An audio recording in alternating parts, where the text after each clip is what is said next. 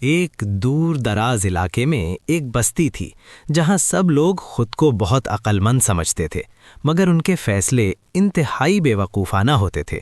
بستی کا اصول تھا، ایک دن بستی میں شدید گرمی پڑی۔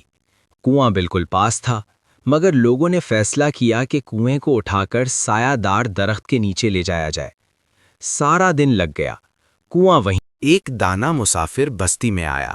اس نے لوگوں کو مشورہ دیا کہ مسائل کا حل سادہ ہوتا ہے۔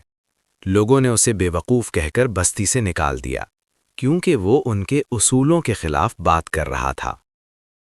بارش ہونے لگی تو لوگوں نے گھروں کی چھتیں اتار دیں کہ کہیں چھتیں بھیگ نہ جائیں۔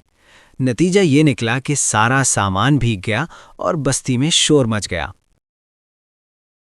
جب حالات بہت خراب ہو گئے تو کچھ لوگوں کو احساس ہوا کہ شاید وہ واقعی غلط کر رہے ہیں۔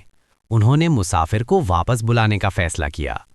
مسافر واپس آیا اور بولا، عقل کا مطلب الٹا کرنا نہیں، صحیح سوچنا ہے۔ بستی والوں نے اپنی غلطیاں مان لی۔ یوں بیوقوفوں کی بستی آہستہ آہستہ سمجھداروں کی بستی بننے لگی۔